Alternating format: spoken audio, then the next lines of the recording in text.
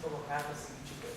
Nós tínhamos terminado a aula escrevendo, inclusive, as equações tipo Maxwell, né, as equações tipo Maxwell, mas para Young Mills. Então, nós tínhamos escrito, para nós, né, até agora a gente estava trabalhando com essa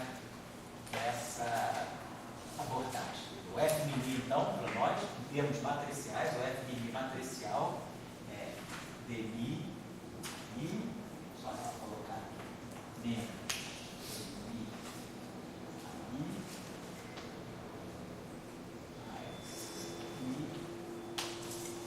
G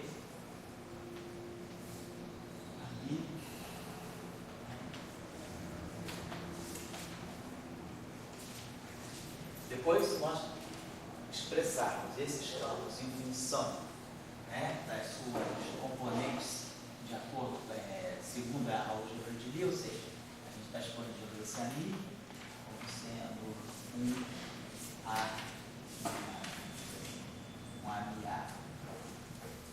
GA, então a gente tira daqui o nosso F-mini, né?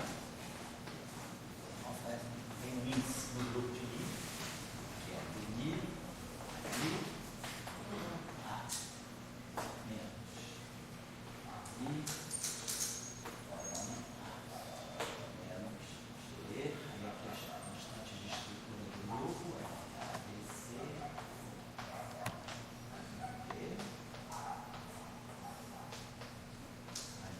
então você opa, tudo bem, cara? Então, isso era para nós o field strength de Young Mills, né, já projetado nas componentes da álgebra de Lie. E aí nós tínhamos visto que esse índice ele já é um índice de estrutura do grupo. Já é um índice da representação adjunta, o índice da álgebra de Lie. E aí, nós partimos, né, da densidade de Lagrangiano, do Young Mills puro, nós temos um quarto, né?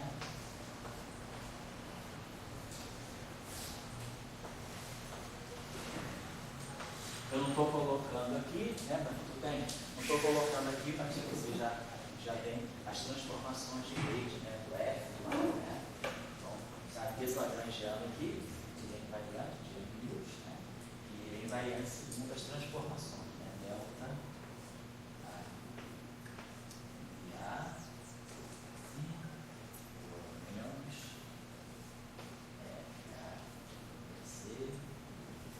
Vou colocar em forma finita primeiro.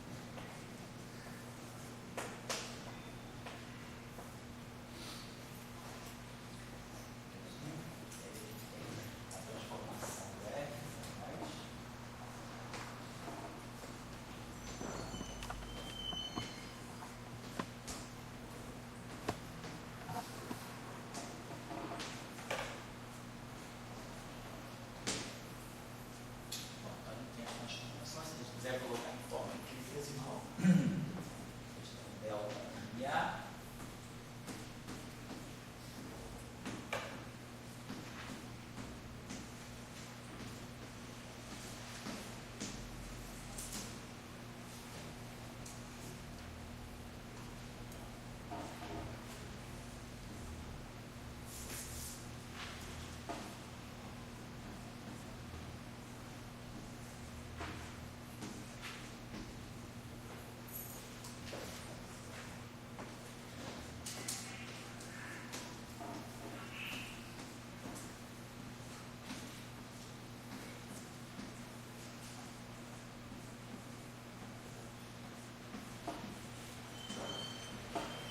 Então, de fato, o nosso FBI ele se transforma homogeneamente.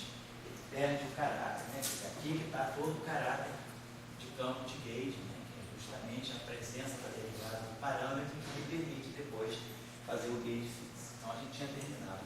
Aí, E com essas equações de campo. Então, nós tínhamos terminado as equações de campo no vácuo, né? dmi f mini igual a zero. Então, essa equação aqui também podia ser escrita dessa forma.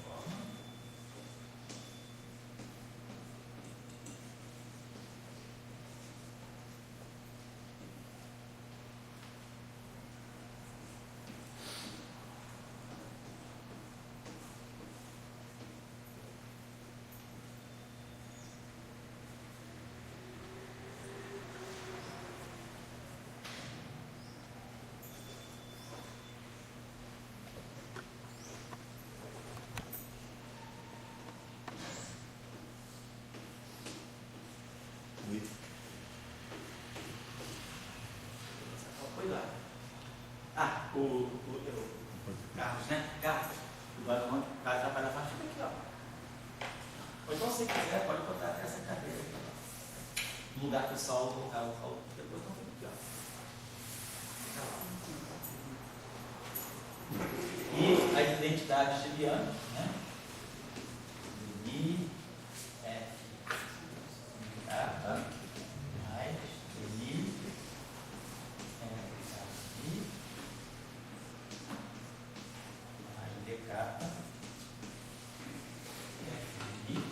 igual a zero. E por sua vez, isso aqui também pode ser escrito dessa forma. dmi f tio a. E esse f tio mini, a regra de derivada dele é exatamente essa. É só substituir nessa derivada aqui o f pelo f tio. Esse f i, a derivada covariante de meio desse objeto, satisfaz essa condição. Na aula passada, então, nós paramos aqui e tínhamos escrito as equações tipo Maxwell, né? A gente definiu o que era o campo elétrico de Young-Mills, o que era o campo magnético de Young-Mills, nós definimos dessa forma, tá? Mas nós não tivemos muito nisso, então a gente tem o campo elétrico, a gente pega a componente F0i, a gente identifica isso como campo elétrico, e a componente aqui, FJ,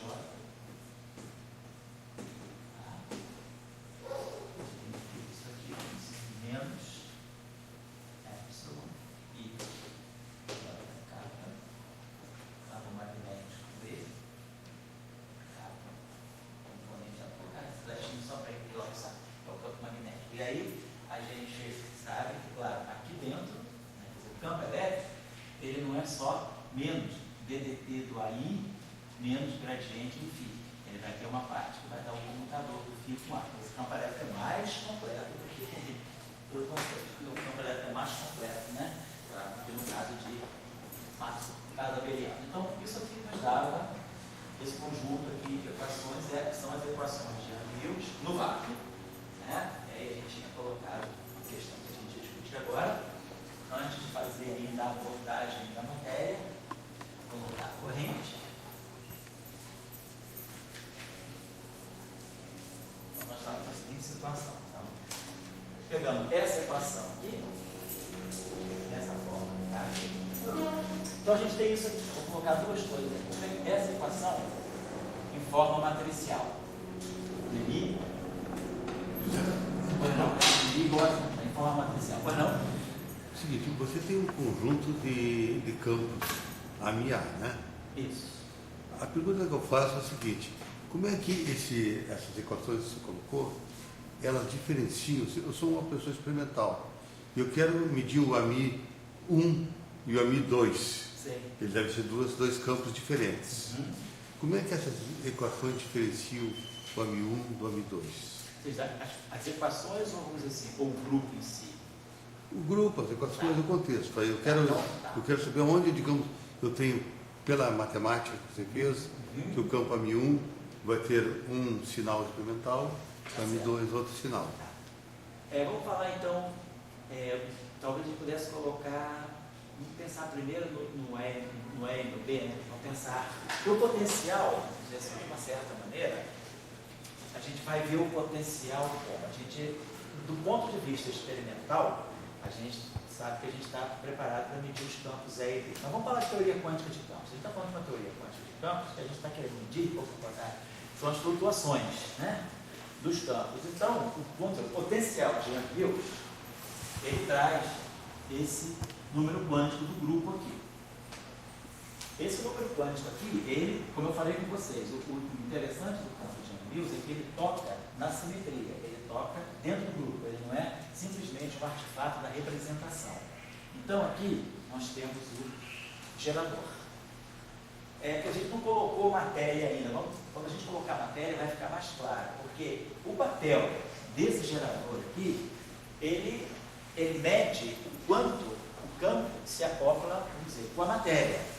No caso de Maxwell, a gente joga toda, né, a interação na constante de acoplamento. No caso de Maxwell, por exemplo, vamos lembrar do caso abeliano que a gente já estudou, a gente coloca, quando a gente faz a interação com a matéria, basicamente o que a gente tem é isso aqui, psi barrado, gama mi, psi, a mi.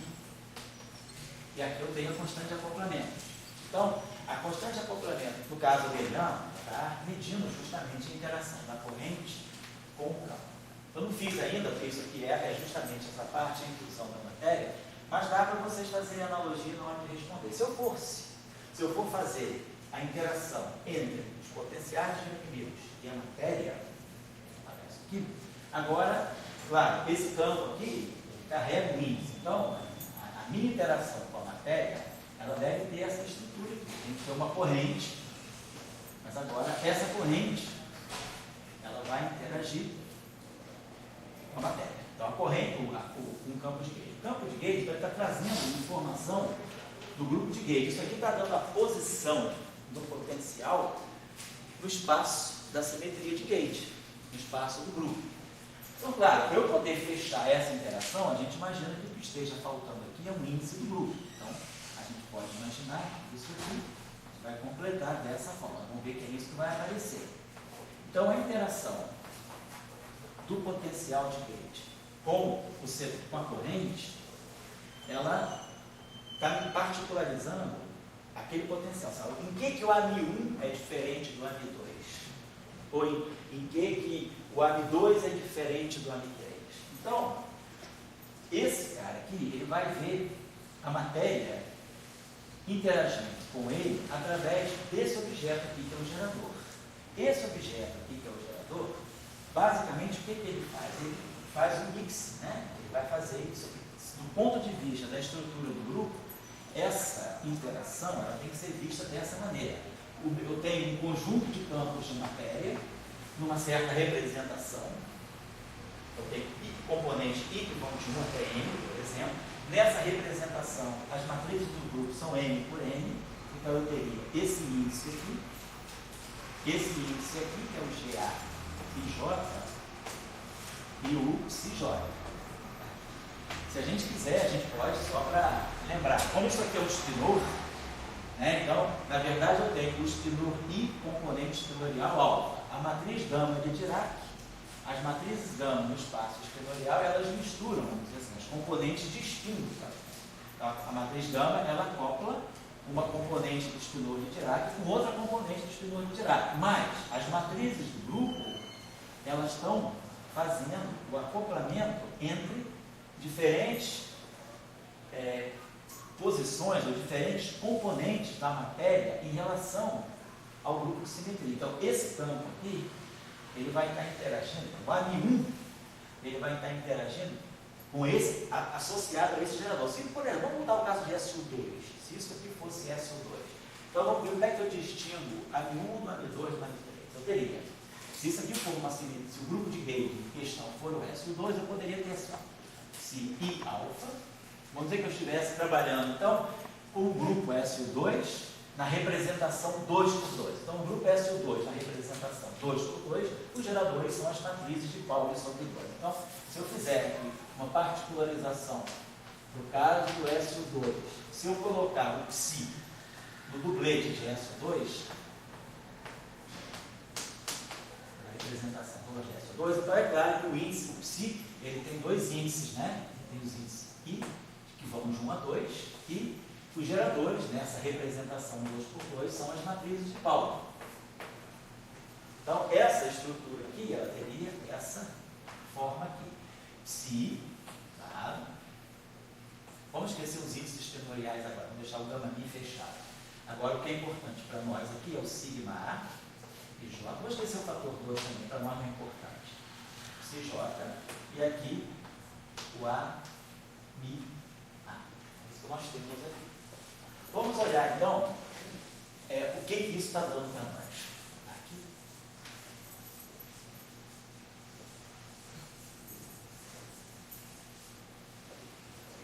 Então, se nós juntarmos isso aqui com isso aqui, nós vamos ver a seguinte, vamos ver a seguinte estrutura. Psi1 barrado Psi2 barrado. Lembre-se que cada psi é um estilor de Dirac.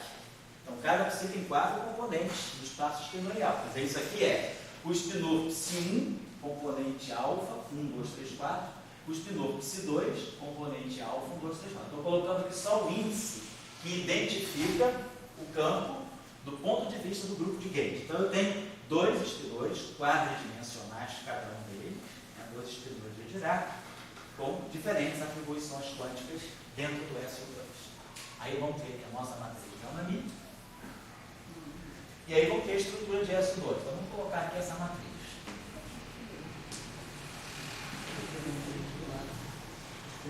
E aqui, o Si1, Si2.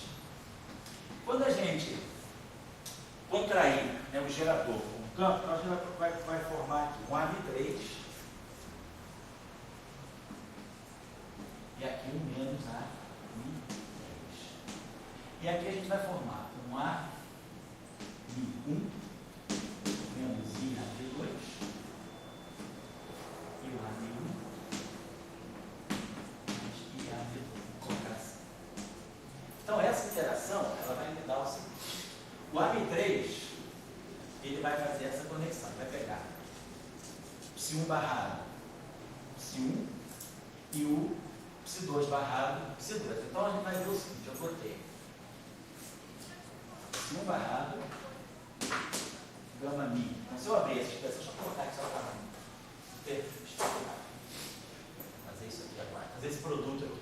Então isso aqui vai estar dando para nós o seguinte, gama mi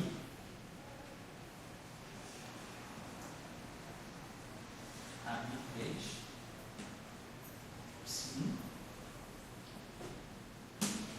mais gama mi ami. Chama esse cara aqui de animais.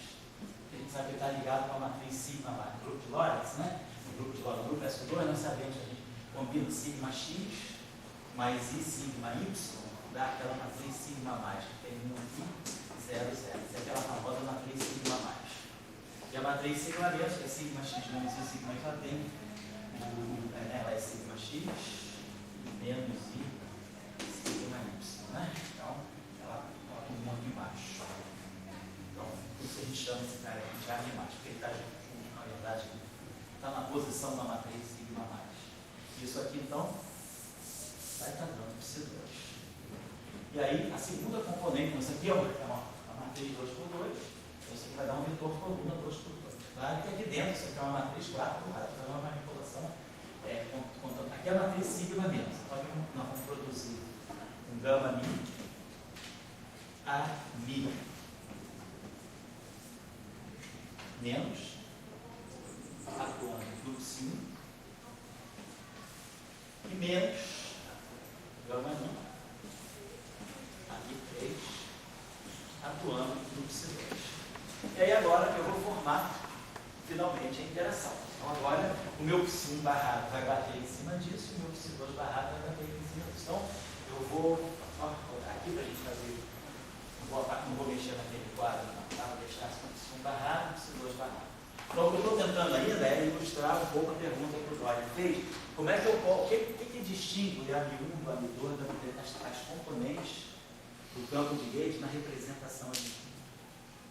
Então vamos apagar isso aqui.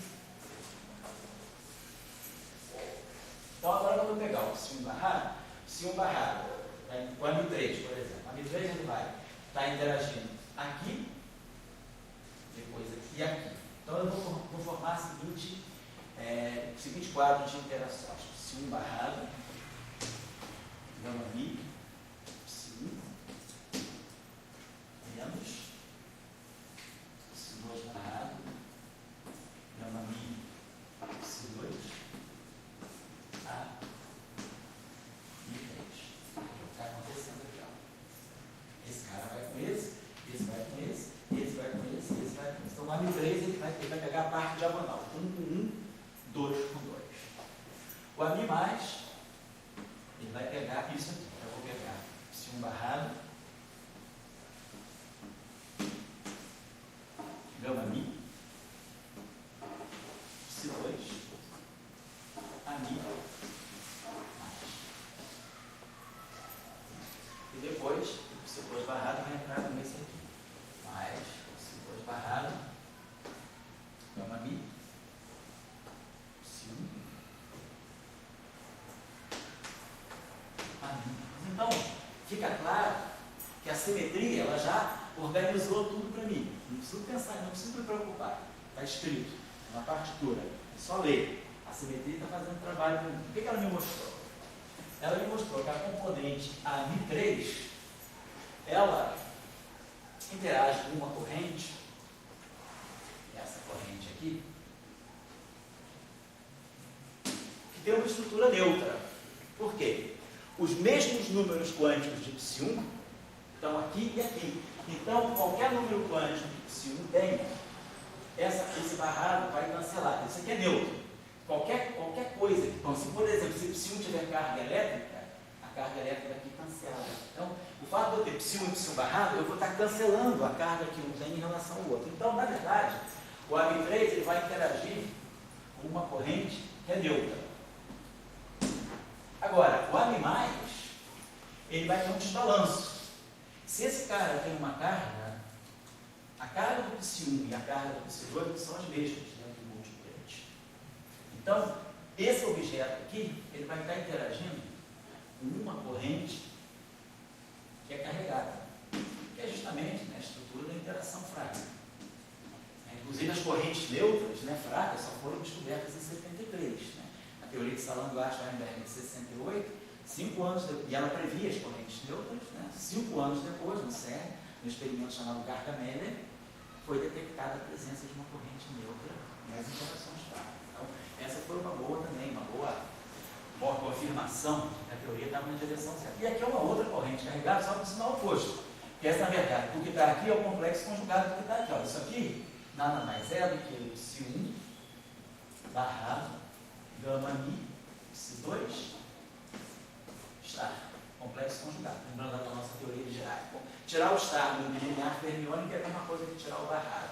E gama mi barrado é gama mi. Então, essa corrente aqui, ela tem a carga oposta dessa. Então, esse cara aqui, o ami+, interage com uma corrente carregada e o ami- vai interagir com a corrente carregada oposta. Então, a posição dos potenciais dentro do grupo de gauge, ela vai estar distinguindo pela estrutura da corrente. Quando eu colocar matéria, fica claro, que, por exemplo, o ami3, ele vai interagir com um setor neutro. O ami1 e o ami2, eles não vão ter identidade própria. A própria simetria, ela agrupa o ami1 e o ami2, falando no caso do SO2, depois isso aí pode ser, para outros grupos, a combinação não é necessariamente a mesma. Se a gente for fazer, eu vou deixar agora o mesmo exercício que vocês fazerem para SO3, quem quiser fazer, vão ter outras combinações, mas o que a gente está entendendo é que a simetria, ela já combina os campos de maneira coordenada, de acordo com a estrutura da representação, para saber que campos ficam isolados. Por exemplo, o ami3, ele não se combina com ninguém, ele interage com uma corrente neutra. Mas o ami1 e o ami2, eles perdem a identidade. Então, na verdade, o ami1, ele é uma combinação de dois amis carregados. Se eu quiser, eu posso escrever, Na verdade, eu li ami1 menos i ami2 é o que eu chamei de ami+.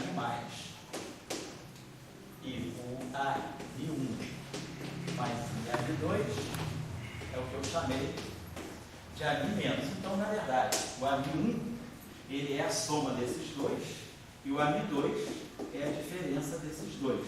Então, na verdade, o AMI1 e o AMI2, eles perdem uma identidade, eles passam a ser uma combinação linear de dois bósons vetoriais que seriam carregados. Então, é nessa forma que você distingue uma componente da outra. Tá? Quem quiser fazer o mesmo exercício para SO3, é bom fazer para ver como é que as coisas acontecem dentro do SO3, que quem está fazendo o curso de QCD com o Sebastião está mexendo o tempo todo com o SO3. Então, ver a estrutura de correntes dentro da QCD, de acordo com a simetria de cor. Vamos apagar isso aqui, deixa eu voltar aqui. Pode falar. Fisicamente falando, eu poderia dizer que essas três Isso, três potenciais vetoriais. potenciais, eles são formas diferentes no mesmo potencial real. O papel da simetria é esse. Eles são três manifestações distintas de um potencial. Exatamente. O papel da simetria é tudo aquilo que eu tenho uma Mi, que é a IA. Então, eu estou dizendo que eu consigo colocar todo mundo sob a forma de um único potencial. Então, eu tenho diferentes manifestações de um único potencial. Do ponto de vista daquela simetria completa, esse potencial é único. O que vai distinguir agora o potencial do outro são as interações individuais dele, mas tudo dentro de um esquema de simetria. Eles são totalmente equivalentes. Em cada situação, ele trabalha de uma forma Isso. diferente, mas é o mesmo potencial. Esse é o papel da simetria. É como se você tivesse uma moeda de entre faces. De duas. Aí que está um pouco a questão, né, Fala aí. da simetria e a diversidade, né? Porque Tá você aí, vamos dizer, conseguiu distinguir os potenciais pela interação, mas você não distingue eles nem pelo spin, nem pela massa Isso. e nem pelo CPT, né? Quer dizer, mas você Quer dizer, aqui eu estou sabendo que esses potenciais eles têm o mesmo spin e a mesma massa, por enquanto. Você gosta de Higgs, então, em princípio, todos têm massa nula e todos têm o mesmo spin, todos têm spin 1. A questão é que a interação, a simetria, ela vai organizar as interações de tal maneira que alguns AMIs vão formar, por exemplo, um objeto carregado. Então, se isso aí fosse interação fraca, a gente está formando aqui, isso aqui é parte do Z0, isso aqui é o W+, e isso aqui é o W-. Então, você já tira aquilo que você vai, o campo que vai estar associado a uma partícula física, ele já sai daí, porque aí você já definiu basicamente o que é a carga elétrica. Claro, eu não expliquei o que é a carga elétrica nesse esquema aqui. Mas quando a gente for fazer o SO2.1, fazer a aplicação, quando a gente for falar de fatores abelianos, a gente vai fazer justamente a aplicação à carga eletrofraca, aí a gente vai saber exatamente onde está a carga elétrica aqui. Mas eu estou pressupondo que aqui dentro tem uma história de carga elétrica. Tá? Agora, se você não tivesse botado as correntes, aquele FABC também distinguia as interações. Se eu não tivesse colocado isso, né? Dentro do grupo de Gate, as constantes de estrutura diz quem interage com quem. Ela privilegia certas interações. A constante de estrutura ela tem valores distintos. Né? Agora, a reflexão é a questão da simetria e a degenerescência. Certo. Pode falar. Certo? Quer dizer, aí você colocou o mesmo potencial e depois escreveu mostrando que ele era diferentes potenciais. Certo? E você diferenciou aí, mostrou que a simetria diferenciava eles pela interação. Agora, existem casos mais extremos da simetria, que ela pode distinguir pela massa, também, ela pode distinguir pelo CPT, compreende assim?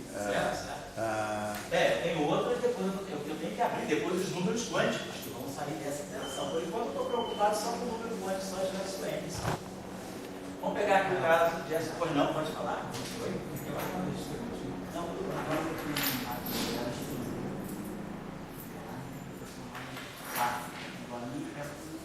Vamos falar mais alto? então, ele está falando o seguinte, fala alto, que o Brasil está te ouvindo. Cara, eu acho que da Globo, hein? Da Globo tem mais ibope que a da Globo. Você está sendo filmado aqui? Ibope de gente inteligente. Está sendo assistido por gente inteligente, cara.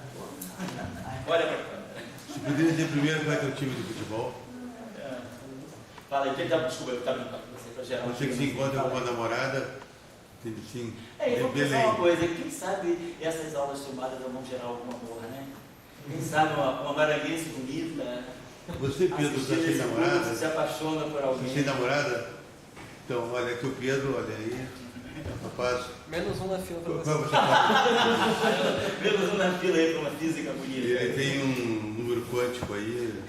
Fala aí, deixa o Carlos se expressar. Coitadinho, eu estava falando, negócio de foto, era foto. Uma visão clássica, você estava falando de foto, o que era? Espera um pouquinho mais alto que aqui.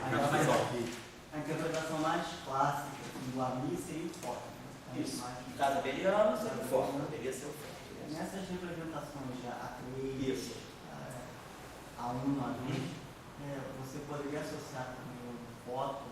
Vamos dizer, como se fossem fótons, né?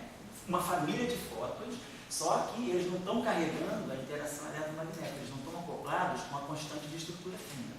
Eles estão carregando uma outra constante de acoplamento. Porque quando a gente está fazendo o acoplamento desse campo com a corrente, a física também vai estar aqui. O que eu estou colocando aqui? É a carga fundamental do elétron? Isso caracteriza o eletromagnetismo.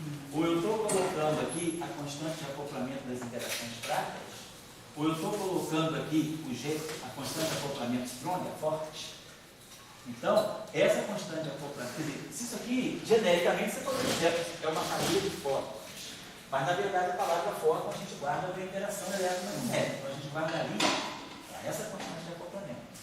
Tá? Se eu estou falando da interação fraca, então eu vou colocar, a gente tem uso de GU, na verdade, o ângulo do Weinberg. É uma outra forma que a gente vai aprender no curso de interações fundamentais. Aqui aparece uma constante de acoplamento que a gente identifica como um seno de um ângulo, que é uma rotação, mas não tem nada de... É só um nickname mesmo. Tem um seno de θW, que é a constante de acoplamento. Essa constante de acoplamento, seno ao quadrado de θW, medido na região de energia em torno de 90 GeVs, ele tem um valor de 0,23. Então, essa constante de acoplamento que está aqui, é a raiz de 0,23, ela está marcando a interação fraca desses objetos. Então, é como você falou, ele tem todas as características de um fóton, mas na hora de interagir, ele não é um fóton porque ele não vai estar interagindo com uma corrente elétrica. Ele vai estar eletromagnético, ele vai estar interagindo com uma corrente fraca, ou como agora, que está interagindo com uma corrente forte. Na QCD, lá no curso do professor Sebastião, o que vocês têm aqui é os 8 grupos. Esse grupo tem 8 geradores, então nós temos 8 matrizes, né? Então lá vai de 1 a 8.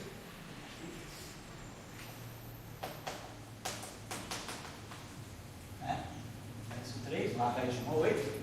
Isso aqui eu estou colocando a representação fundamental. Então esse objeto psi aqui pode representar um dos 6 quartos. Pode ser o quark U, pode ser o quark D, pode ser o quark C, o S, o T, o B. Vamos dizer que ele seja um quark genérico.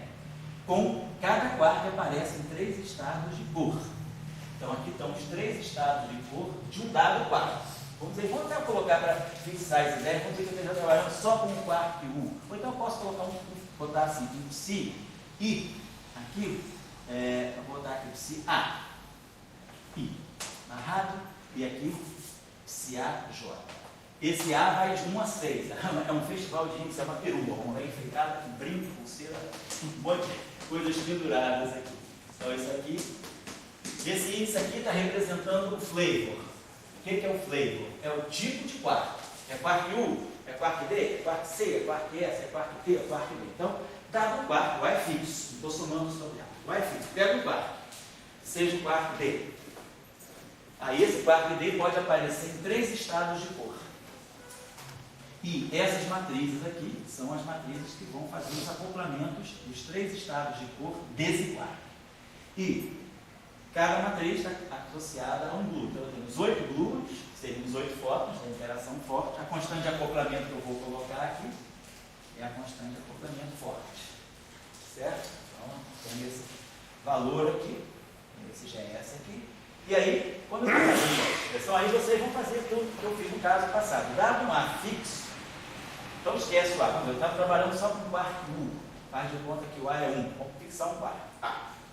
E aí, para um quark fixo, as cores estão variando, quer dizer, as cores estão se acoplando via E assim, essa matriz aqui, com os duplos. Então, as matrizes lambda A, né? Eu tenho lambda A sobre 2. Então, as matrizes lambda 1, para quem quiser fazer o exercício, é 0, 1, 1, 0. É matriz 3%. 0, 0, 0, 0, 0. Matriz lambda 2.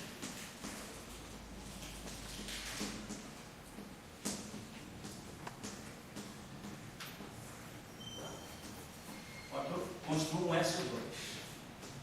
1, 0, 0, 0, 0, 0, 0. Tem essas três primeiras matrizes. Aí vamos para o 4.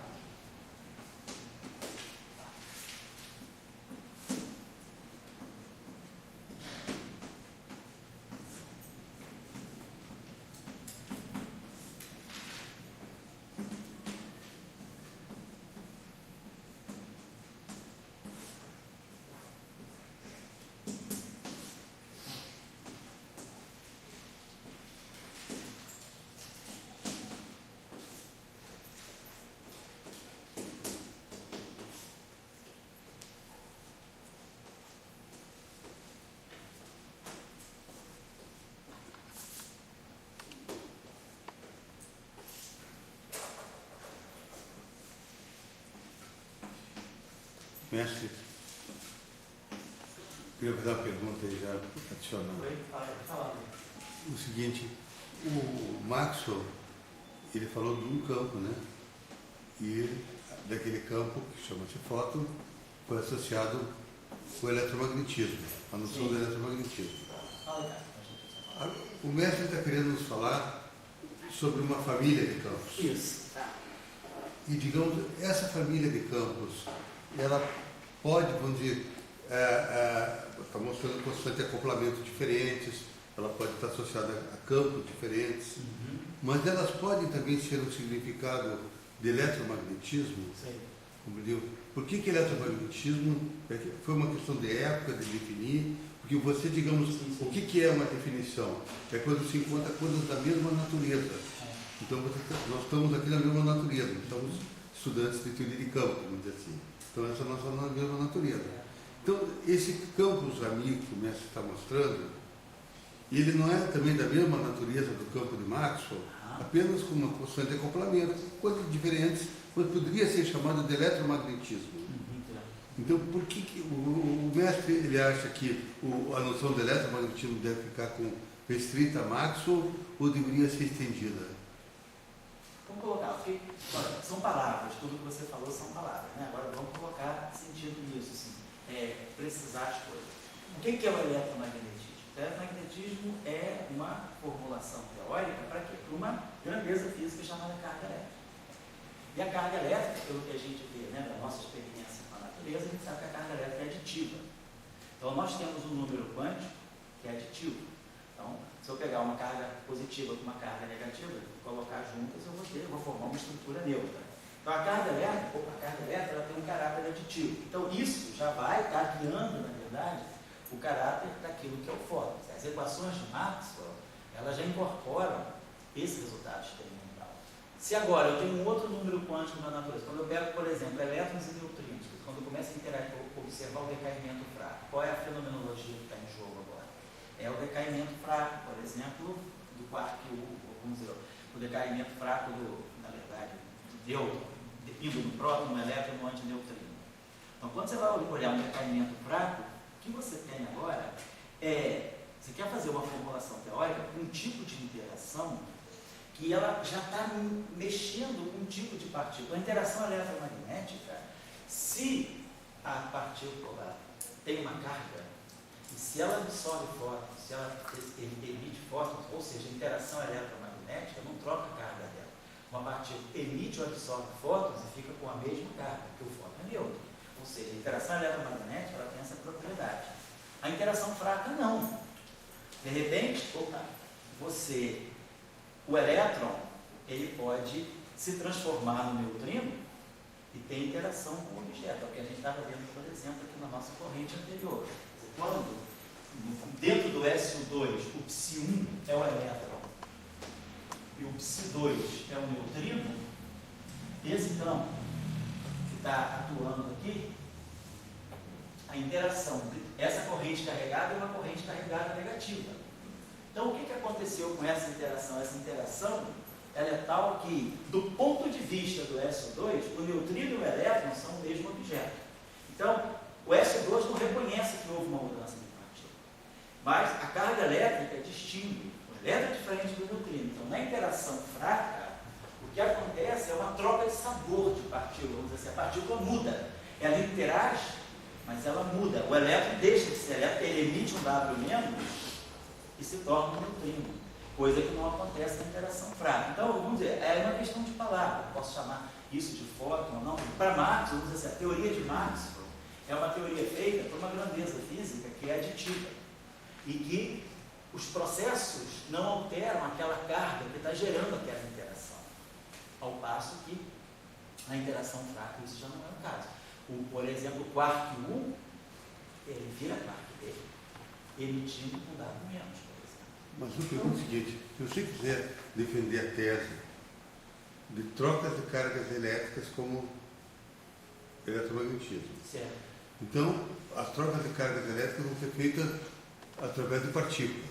Isso. Então, o gama, fóton, né, o Z0 e o W mais ou menos, essas partículas que eu mostraria, elas estariam fazendo troca, as 4 possíveis trocas de carga elétrica. Sim. Entendeu? Então, eles são, não só Maxwell que faz a troca, não só fóton que faz troca de carga elétrica. Sim, mas presta atenção Essa numa outra coisa. também Não, mexe com carga elétrica. Sim, ela mexe com carga elétrica. Mas nesse processo de troca, a intensidade da interação é diferente. Tudo bem. Quando o elétron vira neutrino, esse processo está ligado a uma constante de acoplamento que é muito mais fraca do que a constante de acoplamento eletromagnético. Ou seja, eu estou querendo dizer que você tem parâmetros físicos para dizer que isso não é uma mera questão de definição. Mas vamos dizer, na aula de ontem, o mestre estava falando sobre a beta function. O mestre Marx, né? Daí O mestre Dirac, cara. Aliás, depois eu vou passar um site para vocês que o Henrique conseguiu para nós lá do Instituto Perímetro, no Canadá, uma palestra sobre o Dirac. É um vídeo, né? Mas quer dizer, uma palestra de um cara que escreveu um livro sobre o Dirac, né? O Joe Farnello, né? Aquele livro do Dirac. Ele fez uma palestra no Perímetro e o Henrique conseguiu o YouTube. Eu vou passar para vocês hoje no noite, tá?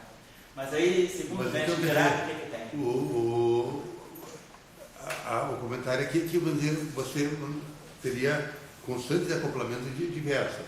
Tá. Mas quando você tem uma beta function, você já está mostrando que a constante de acoplamento também vai tomando valores diferentes. Tanto que se chama running coupling constant. Então, quer dizer, não é um argumento assim pesado esse. E a pergunta que eu volto é o seguinte, será que, vamos dizer, na verdade, isso que a gente chama de interação elétrica e fraca, e que em termos de teoria de gauge é intermediada pelos bósons, o fóton, Z0, W mais ou menos, na verdade são formas mais estendidas de troca de carga elétrica e apenas um eletromagnetismo mais abrangente. É claro que daí com intensidade, mas daí vem próprio da teoria, né? Não, colocando assim, eu diria que sim. Eu acho que aí não é só semântica, eu acho que aí é simetria.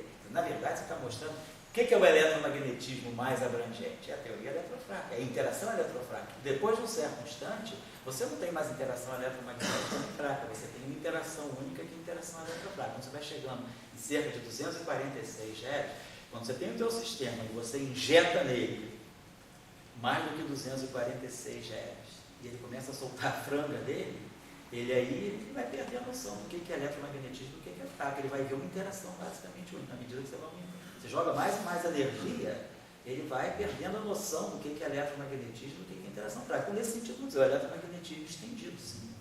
Tá? O que distingue realmente o eletromagnetismo da interação fraca é ter um momento abaixo de 246 GeV. Né? A gente vai calcular esse númerozinho no curso de interações fracas.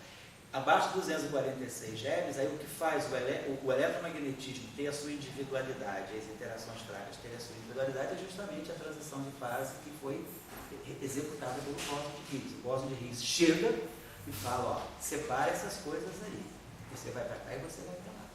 Então, de uma certa maneira, a gente pode dizer, não, esse processo todo está indicando justamente, eu acho que aí é um argumento que a gente pode usar, por que a gente deve unificar interação eletromagnética com interação fraca? Por quê? Porque os processos né? As correntes carregadas, elas desempenham um papel muito importante na física de interações fracas. Então, a carga elétrica, a interação fraca, ela não é neutra para a carga elétrica. Por exemplo, a interação fraca, ela não vê nada de cor. A interação fraca, um quarto, ele pode fazer a interação fraca que ele quiser, a interação forte que ele quiser, que ele não vai mexer, o elétron não vai, o quarto, por exemplo, pode ter a interação que ele quiser, com o gluon que ele quiser, isso não toca no setor fraco. E a interação fraca também, ela é completamente ortogonal, nesse contexto da eletrofraca, é completamente ortogonal ao setor forte. Então, agora, a interação eletromagnética, ela nunca ficou ortogonal com a interação fraca. A interação fraca, ela se separou o máximo que pôde da eletromagnética, mas a carga elétrica continua tendo um lugar especial dentro da interação fraca. Eu acho que nesse sentido a gente tem subsídios assim, filosóficos até. A carga elétrica e o fóton. E o fóton, né? Para dizer que a interação fraca realmente deve ter uma origem comum com a interação eletromagnética. Na verdade, era isso que as pessoas perseguiam já na década de 50, quando o Salom começou a falar em 57, em simetria quiral, ele começou a querer pensar realmente nessa unificação, quando ele percebeu que Young Mills, o paper de Young Mills de 54, não era só que o Young Mills não fizeram o paper em 54, fizeram para QCD, mas fizeram para o próprio e para o nêutron, para a interação forte. A proposta deles era fazer uma teoria SO2, Young Mills, para a interação forte. Em 56, Salam percebeu que aquilo não deveria ser uma boa interação para próton e nêutron, como se mostrou não sendo, mas era uma boa teoria para interação fraca. E aí ele percebeu isso por causa dessa ligação constante que a carga elétrica tem com a interação fraca. Mas daí a pergunta que ele fez faz sentido, né? Porque esses campos que está colocando aí são campos de uma mesma natureza. Isso. Como campos. E daí pode ter que campos de uma natureza descreva a interação forte fraca e eletromagnética.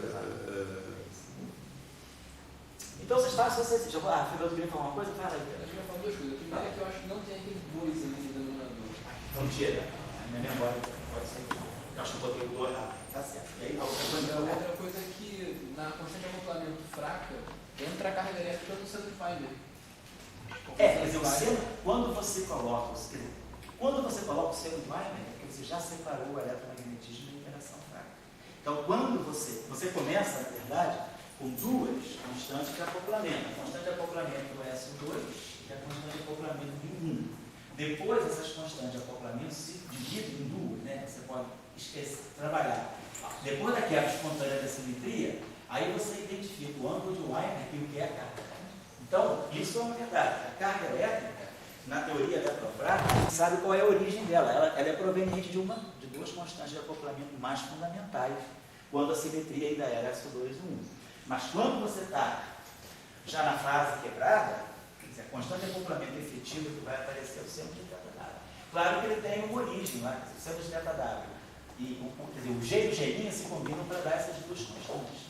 Mas a constante fraca, na verdade, o que você vai ligar é o centro de θW com a constante diferente. É isso aqui que vai estar dando isso aqui. Isso aqui é uma outra constante que tem, na verdade, isso e isso. Isso aqui é eletromagnetismo, né? É 2 sobre H cortado C, e aqui é a constante de acoplamento fraco de Fermi. Então, essas duas constantes estão ligadas aqui, e essa aqui está ligada aqui. Depois que tem a quebra espontânea da simetria, a interação fraca ela vai ver o centro de θW mesmo. Mas, claro, o que você está falando é verdade. Antes da quebra, essas duas coisas saem daqui. Bom, então vocês façam esse exercício, por favor, só para vocês perceberem como é que os gluons se combinam. Então, por exemplo, quando vocês pegarem a matriz lambda 1, a matriz lambda 1 está acoplando a cor 1 com a cor 2. A matriz lambda 2 também, então vocês vão ver que aqui já vai aparecer alguma espécie de combinação carregada de gluon. Vai aparecer 1 menos I, 1 mais I. Aqui, ó, esse gluon aqui, ele fica na diagonal. Aqui eu vou estar acoplando a carga 1 com a carga 3. Aqui também vou estar acoplando a carga 1 com a carga 3. Então, o gluon A4 e o gluon A5, eles devem se combinar para formar dois objetos carregados também. Quer dizer, com carga mais e menos. Depois, isso aqui vai acoplar a carga 2 com a carga 3. E esse cara aqui não acopla carga nenhuma. Esse cara aqui é 1, quer dizer, o gluon, aqui nós vamos ter um A8, tem interação. A terceira carga, a terceira cor, ela tem uma interação que é o dobro das outras, 1 a 8. Quer dizer, a estrutura de matrizes do grupo, dos geradores do grupo, eles estão dizendo para vocês, que, como o Dória falou, eu tenho um pacotão de glues, um pacotão de bósons de gauge, mas o detalhe da interação está nos geradores. Quer dizer, a posição dos bósons vetoriais, ela está definida pelos geradores, em cada representação. Claro, se eu pegar agora uma representação 8-dimensional, aí já a história é diferente. Então aqui eu já, mas agora, claro, a gente sabe que eu não tenho 8 cores de grupos, né, de formas, de quartos. Então, eu não vou colocar os quartos na representação 8 de SO3, eu vou colocar os quartos na representação 3 de SO3, porque eu tenho 3 estados de cor, tá bom?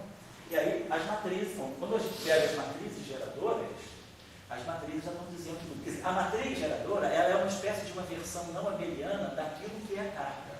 Porque numa teoria abeliana, a nossa transformação de Gauge, o que ela traz é a carga. O parâmetro da transformação está associado com a carga da partícula. No caso não abeliano, o que a gente vai ver daqui a pouco, quando coloca a matéria, é que aqui nós temos os geradores com os parâmetros. Cada parâmetro carrega uma matriz geradora. É como se cada matriz geradora é uma carga. É uma carga conservada pelo teorema de Leibniz. Essa que é a questão. Então, os geradores, na verdade, eles são uma versão não abeliana, uma versão não comutativa daquilo que são as cargas. E aí a diferença na carga elétrica, então, é essa. A carga elétrica é aditiva, mas 1 com 1 dá 2. 1 com menos 1 dá 0. Com a carga fraca, não. 1 com 1 pode dar 0, pode dar 1, pode dar 2. Por quê? Porque eu estou somando o segundo SO2, não o segundo 1. Então eu tenho que usar a regra de composição de SO2. 1 com meio dá meio e dá 3 meios. Então, esse tipo de combinação de número quântico que vai me dizer que caráter não abeliano do grupo. O gerador, ele é mais uma carga ou ele é um tipo de uma expansão vetorial do campo? Não, eu diria que fisicamente ele é uma carga. Ele é uma carga. E pelo teorema de Leibniz, quando você fala Mi igual a Mi A até A, isso. Você faz uma expansão vetorial. Isso, eu vou ver. Matemática, álgebra linear, eu estou expandindo uma matriz numa base. Mas, o que essa base representa? Essa base significa que quando eu expando o meu AMI como AMI-A, GA, eu estou dizendo cada AMI-A com que carga que ele está interagindo. Porque aquele grupo tem mais de uma carga. Aquele grupo tem se eu tenho SO3, eu tenho 8 geradores. Então, eu tenho AMI1 com G1, AMI2 com G2, AMI3 com G3. Então, cada gerador é uma carga. Não quer dizer que as cargas possam ser simultaneamente observadas, porque elas não têm relação de comutação trivial. Nós temos uma álgebra não trivial para as cargas, que é A com GV não dá 0. Né?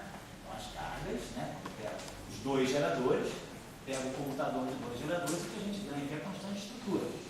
Então, em princípio, essas cargas não comutam. Então, se elas não comutam, eu não posso medi-las simultaneamente. Eu não posso classificar um estado como sendo autoestado simultâneo de todas essas cargas. Então, na hora de definir um estado físico, eu não posso dizer o valor da carga 1 dele é tal, o valor da carga G2 é tal, porque elas não comutam. Eu tenho que ver dentro dos 8 geradores de SO3, quais são aqueles geradores que comutam entre si. Aí a gente olhou lá o lambda 3 e o lambda 8. Então, quando eu definir um quarto, eu posso dizer, olha, ele é um número quântico, ele tem um número quântico tal de lambda 3 e um alto valor tal de lambda 8.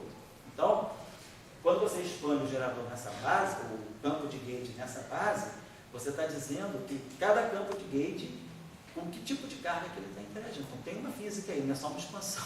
Não é só uma expansão, uma combinação linear no espaço do gerador. Então, tá. Pergunta, tomou praticamente essa aula, mas vamos caminhar. Não tem problema não, porque é importante a gente discutir.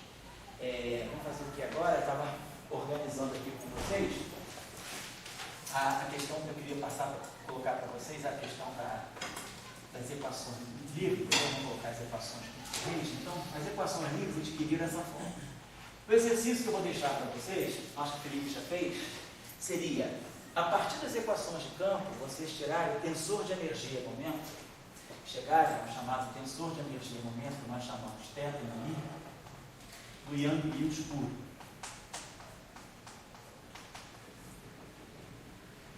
Lá no eletromagnetismo, a gente lembra como é que a gente fazia. O exercício era assim, sabe? Se eu estou com as equações de Maxwell no vácuo, eu tenho dmi, f min igual a zero. Vou botar para uma corrente. Vamos lá. Aí, o que eu quero tirar? Eu quero tirar a conservação de energia. O que a gente faz? A gente tem mais ou menos prática disso. A gente multiplica essa equação por uma f min k. Isso aqui continua sendo zero.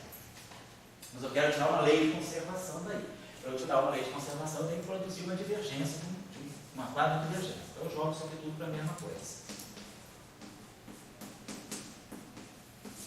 Só que isso aqui é diferente disso. Eu tenho que descontar o termo novo. Então isso aqui é menos f min dmi f min k. Então no caso abeliano. O caso abeliano está aqui, ó. Não tem nenhuma derivada covariante. Então eu já ganhei um termo bom. Agora esse termo aqui ainda não está legal. O que a gente faz aqui? Nesse passo aqui a gente usa essa identidade Bianchi.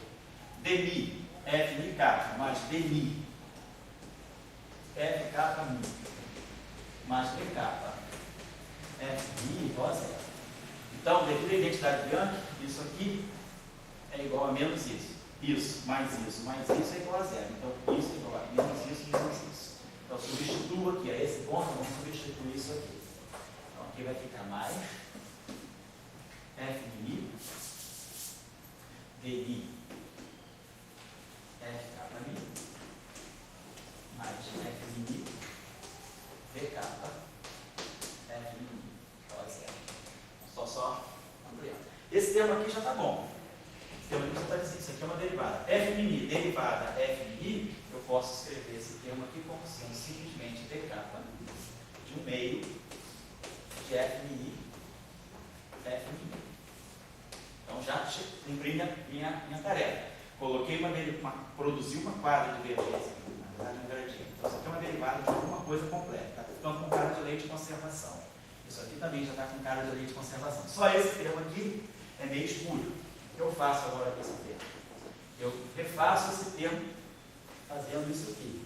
dmi f min f k min. Isso aqui, eu digo, é a derivada disso, mas eu tenho que descontar agora a derivada desse. Menos dmi f min f k min. Só que esse termo aqui é zero pelas equações de movimento no vácuo. dmi f min igual a zero. Então esse termo não tem. Então, devido à validade das equações no vácuo, esse termo aqui nada mais é do que isso. Então eu ganho 3 termos como eu queria. Então agora eu posso coletar todos esses termos só. Esse termo aqui tem cara, esse aqui, ó, esse índice mi, k. Eu posso chamar esse índice mi de mi e o índice mi de mi. E aí aqui eu tenho fk mi, aqui eu tenho ni, então eu boto mi, ganho um sinal menos. E aqui eu boto k, eu boto mi, k, ganho outro sinal menos. Então esse termo aqui desaparece e dá um fator 2 aqui, junto com esse termo aqui. Então eu posso dividir essa equação toda por 2, e aqui eu produzo um 4. Então essa equação assumiu da seguinte forma. dmi f min f de k mais um 4 de f min. Só que aqui eu botei dmi. Vamos chamar isso aqui de, esses dois índices são mudos, né? São saturados. Vamos chamar de capa lambda, capa lambda. E aí aqui, isso aqui é um dk. Esse aqui não tem problema, eu vou chamar isso aqui de delta do mi k. Vou chamar de capa lambda, mais possível. Então, essa equação é essa. E aí eu posso trocar aqui, então, um sinal menos, e aqui fica mais. Ou seja, isso aqui é mais, isso aqui é menos. É o próprio Lagrangiano. Então, isso aí é o tensor de energia momento. Isso aqui é o nosso famoso tensor de energia momento de Maxwell, né? O F mi k.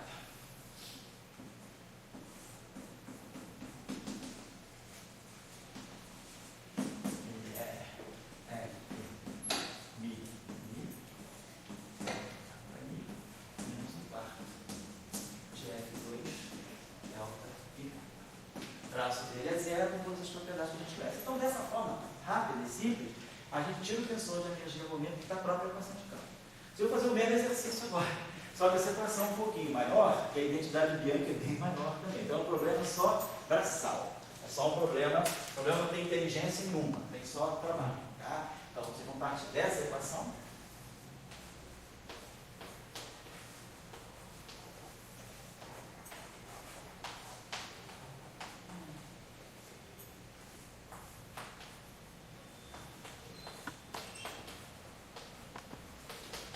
E vamos fazer isso, pegar essa equação toda aqui e multiplicar, por exemplo, por um F ni gata A. E aí vamos começar a fazer o joguinho das derivadas. E aí, quando vocês forem usar a identidade Bianchi, vocês vão usar aquela identidade Bianchi com 6 termos. Tá? A identidade Bianchi agora, no caso, ela é, né? No caso de Young Mills, é isso aqui, né? Ela vai ficar assim, colocar aqui, né? Ficar assim, identidade Bianchi. Mas agora, esse termo aqui é dmi f mi gata A menos g f a c a b b f mi gata c. E aí agora é fazer essa identidade Bianchi fazendo as permutações simples. Isso aqui é só uma ordem de mi e gata. Isso é o primeiro termo. Agora é colocar o termo mi capa mi e depois só colocar o termo capa mi. Então nós vamos ter uma identidade Bianchi com 6 termos. Então esse termo, então, para usar a identidade Bianchi que dava desses 2 termos, agora a gente vai ter uma quantidade de termos mais. Então agora é só vocês se virarem e vocês devem ter no final do dia. Tá, um tensor de energia e momento. A expressão de um tensor de energia e momento de Young Mills. Agora, é interessante também fazer esse exercício sem usar essa forma, trabalhando da forma matricial. Trabalha assim, ó, dmi f mi igual a zero. Então, isso aqui é uma matriz. Né? Se cansa aplicar, fazendo forma de autotrabalho. Então, vocês vão poder multiplicar isso aqui, por exemplo, por um f mi k igual a zero. E aí, agora, a única coisa que vocês têm que ver, você fez assim, né, Felipe? Fez de forma testada, é melhor. Então, essa derivada aqui é a derivada covariante. A pergunta é, para a derivada covariante vale a regra de Leibniz para o produto, a derivada do primeiro vezes do segundo? Qual é o sentido? Isso é uma coisa importante. Esse ponto eu nem tinha colocado na tabela ali da aula, mas ele está implícito, que é o seguinte. Quando eu tenho a derivada covariante, vocês observam o seguinte, essa derivada covariante, ela nunca atua em potencial, por exemplo. Isso não faz sentido. Porque o potencial, ele não se transforma tensorialmente sobre um grupo de gauge. Essa derivada covariante, ela só pode atuar em objetos, ela vai atuar em objetos covariantes. O que significa um objeto covariante? São objetos que vão ter. Quer dizer, significa que a transformação de gauge de objeto linear vai ser uma matriz vezes o objeto ou matriz objeto S menos 1. Essas transformações são covariantes. Tá? Elas pegam só transformação daquele objeto, homogeneamente. Ao passo que o AMI, a transformação dele, ela perde essa característica. Ela é S a Mi. S é menos 1, até aqui tudo bem, essa é a parte covariante, mas aí aqui, infelizmente, ela perde esse caráter covariante. E aqui, infelizmente não, né? Todo o esforço do nosso curso é mostrar que felizmente aparece esse termo. Então, essa derivada ali, ela não faz sentido atuando em objetos. Ela tem que atuar só em objetos que sejam tensores do grupo de gauge. Objetos covariantes, nesse sentido, são tensores do grupo de gauge. Objetos que têm esse tipo de transformação. Então, claro, eu sei que quando eu atuar com o FMI, nós já sabemos como é que o DMI atua no FMI. O DMI atua F-mini de forma... O F-mini se transforma exatamente assim. Isso é a chamada transformação adjunta. Então, devido a essa transformação, essa derivada, ela não poderia atuar no F-mini assim, não. Isso estaria errôneo se eu fizesse assim, não. Feliz.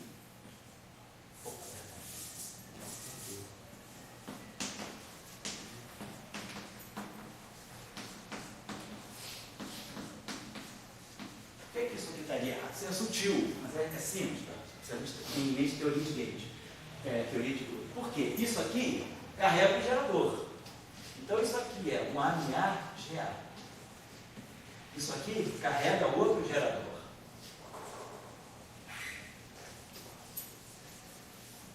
Isso aqui é F-mini-B-GB.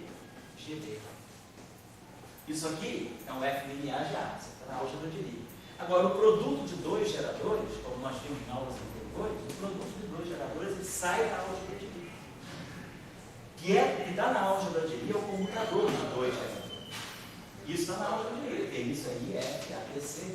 Tudo que está na álgebra de Lie tem que ser linear nos geradores. O produto de geradores, nós vimos lá no caso de SN, nós tínhamos uma relação clara para GA e GB. Isso aqui dava um coeficiente que dependia da representação, delta de AB, mais IF, ABC, GC. Então, em geral, esse termo aqui me tira da álgebra, porque a identidade não pertence à álgebra. A identidade está no grupo, não na álgebra. Isso aqui, quando eu faço isso aqui, o primeiro termo dessa expansão é a identidade. O segundo termo é a álgebra. O terceiro termo, eu já estou fora da álgebra. Então, a álgebra está só aqui. Então, a identidade está no grupo, não está na álgebra. Então, essa relação, isso é errado, porque isso me tira do grupo. Então, isso, se F-mini se transforma covariantemente e o AMI tem aquela transformação, essa derivada, ela sai, ela não se transforma covariantemente. Então, é por isso que esse comutador aparece aqui. Por isso que a derivada covariante, mas nós não impusemos isso não. Você lembra quando a gente fez o teorema de Noether?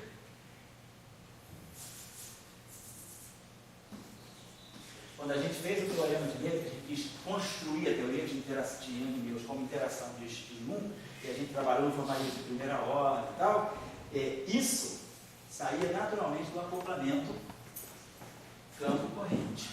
Isso era aquela nossa interação. Então, essa construção, mas a construção sozinha se segura. Ela já me dá esse comutador, porque isso aqui é fundamental. Isso aqui me diz que isso aqui tem um GA e aqui tem um GB, mas eles vão comutar e vão dar um GC. Então, isso é linear no gerador, isso é linear no gerador. Então, isso é tudo linear no gerador. Então, está tudo na álgebra. Então, essa derivada covariante, ela tem essa estrutura porque o F-mini e o AMI estão na representação adjunta. Os dois objetos na representação adjunta, o produto deles não pode ser o produto usual. A representação adjunta, essa é a lei de produto, porque é a lei da álgebra de Lie, que é a lei de comutador.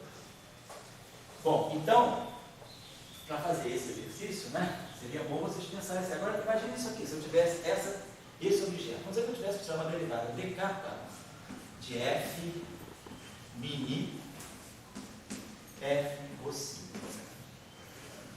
Então, esse objeto está na representação adjunta. Esse aqui é um F mini AGA. Esse objeto está na representação adjunta.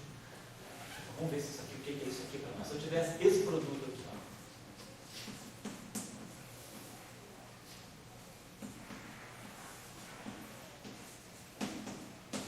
olha o problema.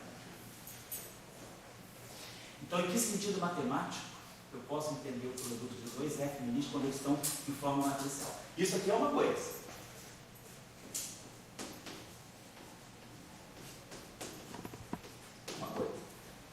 Eu não tenho problema nenhum, porque já saí da aula, eu estou só trabalhando com as componentes. Mas aqui não. Então, você lembra, na ação, quando nós colocamos a ação, nós fazemos isso, traço de F-mini, F-mini. E ao colocar o traço, eu vou gerar um traço do produto de dois geradores, que me levam a isso. E esse traço, esse produto, ele não é covariante, mas o traço é invariante. Esse produto não é invariante, mas o traço é invariante. Então, esse produto aqui, porque tem um traço, tudo fica ok. Mas se ali eu não tenho um traço, o que significa isso? Então, o que significa multiplicar dois objetos que são matrizes do grupo? Quando eu faço isso aqui, eu estou, na verdade, fazendo isso. Então, a gente tem que entender isso em que sentido.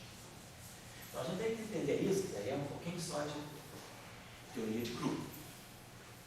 Seria o seguinte, isso aqui é um objeto que está na representação adjunta. Então, isso aqui é um objeto matricial, então é uma matriz. Isso aqui é outra matriz. Produto de duas matrizes, tá? É uma matriz. Só que, agora eu estou fazendo produto de geradores, eu saí da álgebra. Então, nós temos que entender isso de dois modos. Isso aqui faz sentido. Se eu pegar isso aqui, computador de F mini com F ou sigma, isso aqui para mim dá o quê? Isso aqui significa F mi A, F ou sigma B. Computador de GA com GB.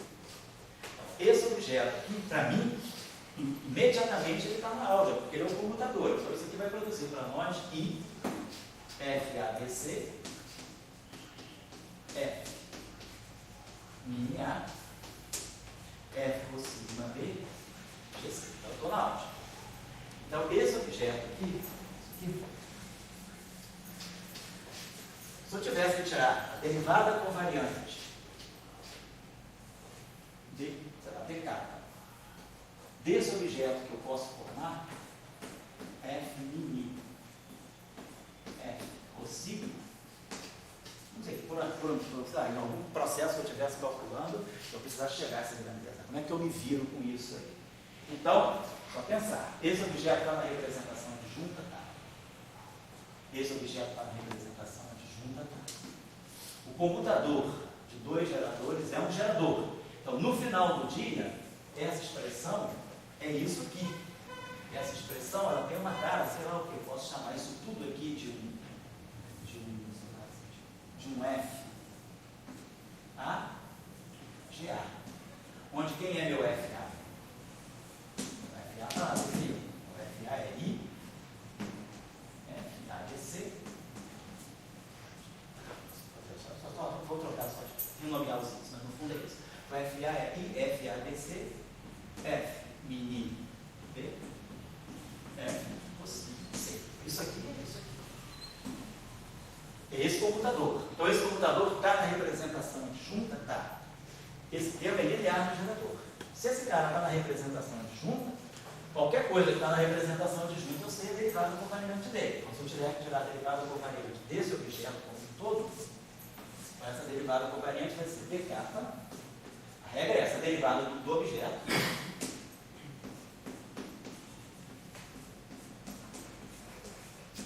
mais I vezes o computador do H com aquele objeto. Então, o computador de A com F I você. Tem que fazer esse cálculo. Tá? Então, essa derivada covariante é isso. E aí agora, eu vou fazer o cálculo. Eu vou abrir isso aqui. Olha isso aqui. Isso aqui é importante, porque às vezes a gente tem expressões que a gente manipula errado em teoria de Gale, porque não sabe direito onde estão os objetos e sai usando uma derivada, uma definição universal de derivada. A gente tem que ter muito cuidado. A derivada de Young-Mills, ela tem que saber muito bem quem que ela está falando, porque é ali que ela vai definir quem é o gerador.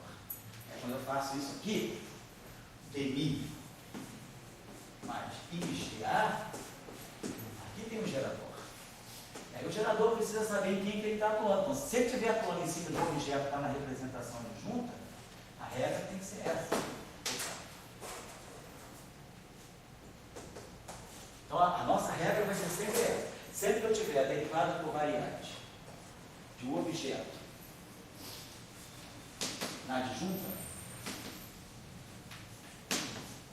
a regra vai ser sempre essa. Se é derivada do objeto, qualquer que seja ele, mais I vezes G, o computador de AMI com um objeto. Qualquer coisa, por exemplo, na teoria SO5 grande unificada, os Higgses não estão numa representação pequena, estão numa representação grande. No caso do SO2, o Higgs está no duplete. No caso do SO5, o Higgs não está no quintete. O Higgs está numa representação 24 dimensional, que é a representação de junta. Então, para o campo de Higgs, por exemplo, eu vou ter que usar aquela regra derivada covariante. Então a regra é que tudo que está na representação adjunta tem que estar sujeito a esse comutador da derivada. Isso me garante que a derivada covariante de um objeto de representação adjunta, vocês podem fazer esse cálculo. Se esse objeto está na representação adjunta, ele se transforma assim. S objeto, S menos. Essa é a regra característica da representação adjunta. E aí vocês podem mostrar, se esse objeto se transforma dessa forma, essa derivada e esse objeto aqui, ela vai ser o demi, vou dar o objeto aqui, demi desse objeto. Já copiei assim, o que eu quero mostrar é isso. Se eu pegar a derivada covariante desse objeto e tirar agora a transformação de gauge disso, ou seja, isso aqui é d mininha do objeto minha, eu vou mostrar no final de tudo que isso aqui é S, d do objeto, essa é menos 1. Então, a derivada covariante de um objeto na representação adjunta também está na representação adjunta. Então, é isso que garante a covariância. Esse objeto tem uma lei de transformação